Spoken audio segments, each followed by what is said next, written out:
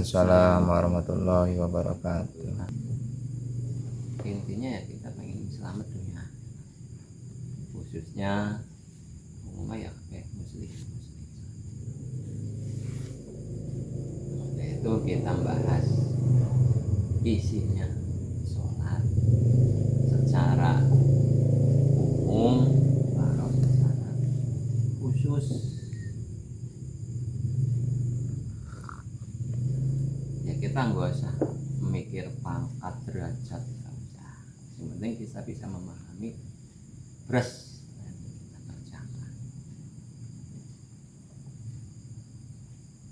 Kalau sing umum kan sholat dari tujuan umum, baik Muhammadiyah, Marxis, apapun mereka sholat jadi tujuan.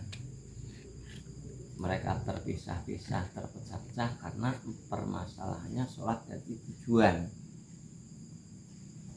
Padahal yang sebenarnya itu bukan sholat yang jadi tujuan, karena sholat itu cuma wadah. Sebab dari mereka satu, yang namanya sholat suatu amal perbuatan yang diawali dengan takbiratul ihram dan diakhiri ditutup dengan salam secara hukum syariat. Maka apabila sholat jadi tujuan, itu dengan niat aku sholat A, B, Z, Isya, subuh, zuhur, yang jelas maka yang di depan itu otak, sehingga hatinya kosong. Ini permasalahannya. Tapi sebenarnya sholat adalah tujuan utama kita dalam itu adalah menghadap Allah Subhanahu wa Ta'ala, kembali kepada Allah Subhanahu wa Ta'ala. Itu tujuan sholat. Nah, sekarang membahas masalah niat. Tujuannya kan jelas, harus secara umum sholat jadi tujuan, itu melakukan rukun-rukun sholat, dan itu jelas yang di depan otak. Itu ya benar, tapi sebenarnya adalah kembali menghadap kepada Allah Subhanahu wa Ta'ala, sebagaimana sing difirmanaken, a'udzubillahi minasyaitonirrajim, munibina ilaihi wattaqu wa aqimus shalah wa la takunu minal musyrikin minal ladzina farraqu dinahum wa kanu syi'an kullu hizbin bima ladayhim. Munibina ilaihi, kembalilah kamu sekalian kepada Allah, wattaqu, dan bertakwa. Baru setelah takwa aqimus shalah. Aqimus shalah kayak enggo adabmu, pakai adabmu ketika berhadapan, ketika kembali, itulah sholat. Wala takunu minal musyrikin, dan kamu jangan termasuk golongannya wong sing musyrik, syirik. Siapa sing syirik? Minal ladzina farraqu dinahum wa kanu syi'an kullu hizbin bima ladayhim. Mereka lah yang memecah-mecah agama jadi beberapa kelompok bagian, dan tiap bagian membanggakan kelompok bagiannya masing-masing. Dan maka di dalam kembali kepada Allah, menghadap kepada itu tujuan sholat. Itulah yang ada dalam batin kita ketika muadzin Allahu Akbar mengundang. Maka itu untuk supaya kita sholatnya niatnya kembali karena taat kepada Allah, ketika muadzin Allahu Akbar, tanamkan dalam batin kita bahwa Allah yang menciptakan kita, mencukupi, membimbing, menjaga, menyelamatkan, mensehatkan, sekarang mengundang kita untuk menghadapnya. Karena kan Nabi dawuh as-sholatu mi'rajul mukminin, bahwa sholat adalah mi'rajnya orang mukmin. Mi'raj yang menghadap pada Allah. Kenapa kembali? Setelah kita memikirkan dunia, yang dagang-dagang, yang pegawai, yang buruh-buruh, mikirkan dunia, ketika kita kembali kepada zat yang menciptakan dunia, zat yang mengatur dunia ini dan menghadapnya. Nah, maka dalam batin kita ketika ada muadzin Allah Akbar, kita cepat-cepat kembali kepada Allah dan menghadapnya. Itulah ketika takbiratul ihram. Ya. Sehingga kita melaksanakan sholat bukan karena wajib tapi karena taat. Nah, cuma awas, kita jangan merasa taat. Nanti kita merasa taat ujub. Tuh, ketika kita menghadap wisma panang di atas sajadah, kita ingat tawadhu nang Gusti Allah. Bifadlika wa birahmatika sami'na wa ata'na ya Allah. Bifadlika, sebab kanugrahanmu dan rahmatmu ya Allah, aku engkau jadikan orang yang mendengar dan taat kepadamu. Apa kanugrahan Gusti Allah, fadli Gusti Allah? Fadli Gusti Allah menghadapnya hati, rahmat Gusti Allah adalah kita dibimbing oleh Allah mengerjakan rukun-rukun sholat. Itu rahmatnya Gusti Allah. Paham? Nah, nek untuk tawadhu kita kepada Allah supaya maaf ujubnya enggak nerat sebelum kita sholat, arep bahasa Arab ya arep bahasa kita monggo. Kalau sebab rahmat dan kanugrahanmu, aku sami'na wa ata'na, aku mendengar undanganmu dan taat kepadamu. Jadi kita enggak ada sifat ujubnya. Bisanya aku taat ya karena rahmatnya Gusti Allah. Bisa saya mendengar hatinya, bisa bicara, bisa munajat ya karena kanugrahan Gusti Allah. Kanugrahan Gusti Allah madhepe ati, nek rahmatnya Gusti Allah madhepe raga nang kiblat, madhepe badan nang kiblat. Itu tenang niat ya. Tapi nek secara umum niat itulah orang NU sholli fardhu isya'i arba rakaat mustaqbil. Monggo. Ketika takbir seolah-olah kita harus mengucapkan bahwa ketika Allah hati harus ngomong mereka maaf ya kan niat aku sholat isya 4 rakaat bar. Padahal itu bahasa lambe. Tapi dalam hati mereka sebetulnya bukan itu. Apa? Dia sholat masih karena wajib. Masih karena takut neraka, masih karena mengharap surga, masih karena pahala. Itulah dalam hatinya. Padahal kabeh sepakat an-niyatu mahalluha fil qalbi, bahwa niat tempatnya di dalam hati, tapi bahasa hati ini yang harus kita olah. Sebab bisa dawuh ya ayyuhalladzina amanu stajibu lillahi wa lirrasul idza da'akum lima yuhyikum wa alamu annallaha yahulu bainal mar'i wa qalbi wa annahu ilaihi tuhsyarun.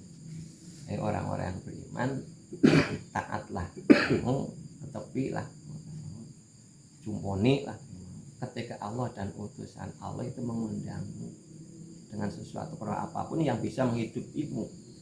Ini ketahui bahwa Allah itu menghalang-halangi antara seseorang dan hatinya. Seseorang otak, badan, apa itu mau otak belakang, itu hati khusus Allah yang tahu. Selain Allah tidak tahu. Malaikat pun nggak ngerti. Yang tahu kan cuma Allah, sebab innallaha la yanzuru ila suwarikum wala ila asbarikum walakin yanzuru ila qulubikum wa a'malikum. Bahwa Allah tidak melihat wujudmu, nasabmu, derajatmu, duniamu, tapi yang dilihat oleh Allah adalah hati dan amalmu. Maka itu innama a'malu binniyat. Apik enggaknya, bagusnya suatu amal tergantung niat. Kalau kamu niat sholat, tujuan di sholat, maka kamu cuma akan melakukan rukun-rukun sholat. Kalau sholat itu jadi tujuan. Siapa? Enggak sah syariat. Tapi hatinya mana? Makanya itu tujuan kita sholat adalah kembali menghadap kepada Allah setelah kita diundang oleh Allah. Itulah yang pokok, yang sebenarnya niat. Nah, itulah isinya sholat, kembali menghadap kepada Allah. Adapun usul itu adalah wadah. Sehingga ketika sholat itu kita jadi tujuan, enggak memperhatikan isinya, sehingga ketika seseorang mau meninggal dunia, dia akan kebingungan. Apalagi yang dia banyak wiridannya itu ini, dan dengan dia mengandalkan wiridannya, mengandalkan amalnya, bahasa Arab pulang kembali pada Allah kosong, sehingga dia kebingung, kayak stres. Banyak yang seperti itu. Aku sing menghadap itu, karena dia mengandalkan mengandalkan wirid. Kita cuma kembali menghadap, itulah yang jadi pokok niat. Sehingga ketika Allahu Akbar, benar dalam kita sama-sama bifadlika wa bi rahmatika sami'na wa ata'na, bahasa Arab. Kalau bahasa kita, sebab kanugrahan dan rahmatmu ya Allah, aku dijadikan orang yang mendengarkan kepada undanganmu dan taat kepadamu. Sehingga hati merasa benar-benar merasa ngadep yang Gusti Allah, minimal rasa dilihat oleh Allah. Maka begitu Allahu Akbar, benar-benar kabiro, benar-benar engkau maha agung, maha besar, benar-benar rasa itu. Tapi ketika kita niat aku ke dalam hati, ya nanti agungnya Gusti Allah. Nah, itulah. Maka itu untuk memisahkannya, ya monggo masih bertahan nang situ silakan, tapi itu tetap akan dihisab, akan dihitung oleh Allah Subhanahu wa taala. Tapi kalau ini merupakan yakini bahwa sholat itu merupakan undangan dari Allah, maka akan beda hasilnya. Dan saya yakin kalau sholat kita yakin sebagai undangan, maka bighairi hisab, sebab kita udah megang undangan dari Allah untuk menghadapnya, maka penjaga malaikat penjaga akan lewat. Udah, ketika melihat undangannya udah terus saya yakinnya.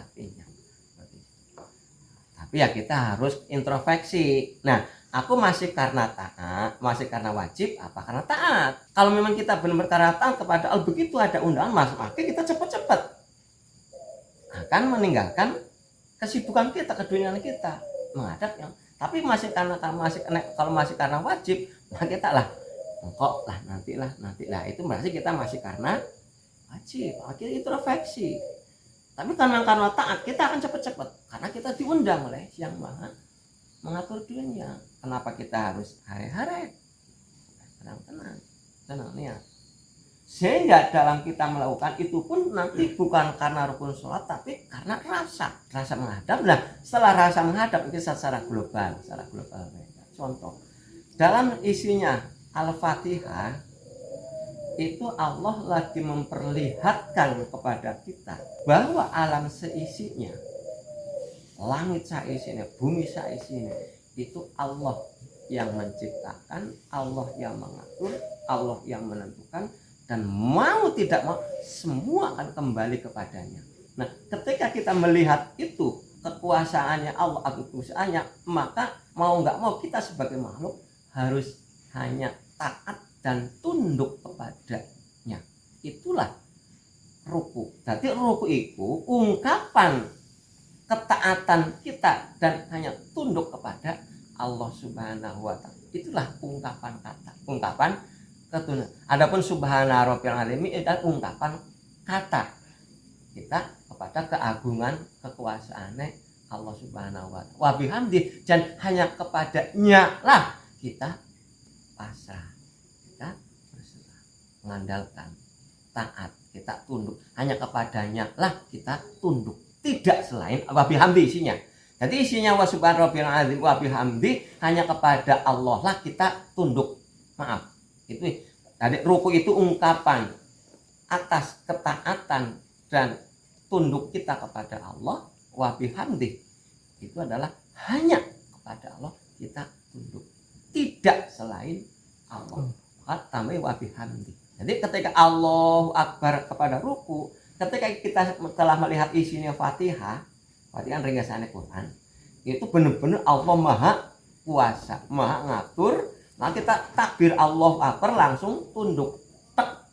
Jadi ruku itu adalah ungkapan ketaatan kita dan tunduk kita hanya kepada Allah yang Maha Agung, wabihan, dan hanya kepadanya lah kita tunduk, tidak selain Allah. Sehingga kita tidak akan tunduk kepada si Allah, termasuk tidak akan tunduk kepada nafsu kita. Dah, itu contoh. Jadi ruku itu nantinya bukan karena rukun sholat, tapi karena ungkapan ketaatan dan tunduk kita hanya kepada Allah. Itulah. Tetapi niat sholat ya karena mikir, oh ya harus Fatihah dari ruku, seperti itu. Nah, setelah kita hanya tunduk dan taat kepada Allah, tidak selain Allah, maka Allah akan membuka hijab sami Allahu liman hamidah. Nah, ketika kita berdiri tidak, disitulah kita lihat bahwa alam seisinya, langit seisinya, bumi seisinya itu Allah yang menciptakan, Allah yang mengatur, dan Allah yang menentukan. Tapi maksudnya kan pada muji nang Gusti Allah. Sak kebak sak penuh langit, sak isi langit, sak bumi, tapi muji kepada Allah. Maksudnya muji itu mereka Allah yang menciptakan, yang mengatur, yang itu maksudnya muji. Kita lagi pahami masalah muji nang. Sebab ini namanya muji alhamdulillah itu ada 3 unsur. Kejadiannya atas izin Allah, aku bisa menghadapi dan ikhlas sabar itu atas ridhone, atas anugerah Gusti Allah, dan nanti bisa kedepannya kita selamat di atas rahmatnya anugerahnya. Itulah maksudnya muji. Jadi punya 3 unsur. Nah, ketika kita sami Allahu liman hamidah, dan enggak usah khawatir, Allah Maha mendengar. Maksudnya apa? Mendengarnya Allah enggak seperti mendengarnya kita. Begitu Allah mendengar, langsung ijabahin. Cuma kita didengar atau enggak, gitu aja. Tapi kalau kita mendengarkan undangannya Allah, kita pun akan didengar oleh Allah. Udah, paham enggak? Kalau kita mendengarkan undangannya Gusti Allah, dan kita terus enggak teakan, tapi kita terus bersungguh-sungguh kepada undangannya, kembali menghadap Allah, maka Allah pun akan mendengarkan ucapan kita, doa kita. Dah kita wis kamaring kadang-kadang undangannya Gusti Allah ndablek kepengene diijabah. Nah, ya mikir. Dan Allah itu ana bidzoni abdi, aku bagaimana pesangkaan hamba aku itu aja. Dah kita cukup sih sampai ruku disit. Itidal itu mana gampang untuk awal ini. Kembalilah niat sholat, tujuan pokok utama bukan sholat ya, tapi kembali menghadap kepada Allah. Adapun sholat adalah itu wadahnya, bungkusnya. Ketika kita membeli beras, kita dalam bungkusnya, karungnya. Tapi kita beli karung, ya nggak ada berasnya. Kita beli rokok, ya masih ada bungkusnya. Beli katakanlah apa pacitan, ya tetap ada bungkusnya. Tapi kalau beli bungkus, ya maaf, nggak ada. Begitupun maksudnya apa? Ketika kita kembali taat kepada Allah, pasti mau sholat. Paham nggak? Kalau kita taat kepada Allah, pasti orang itu sholat. Tapi kalau ketika kita sholat yang ditujuan, kadang-kadang bukan karena taat, tapi karena yang lain. Ini apa? Maka jadilah kita orang yang taat kepada Allah. Jadikanlah kita, ya Allah, orang yang taat kepadamu, bukan orang sholat, tapi yang taat kepada Allah. Kalau taat pasti sholat, tapi kalau sholat enggak, mesti taat. Nah, seperti itulah. Jadi tinggalkan sholat, maksudnya sholat aja sampai jadi tujuan. Betul sedikit ya, kita lebih hati-hati sehingga kita akan dijadikan oleh Allah orang yang takwa kepada. Selamat dunia akhirat. Amin. Al-Fatihah. Bismillahirrahmanirrahim. Alhamdulillahirrahmanirrahim. Iya kan, Iya kan.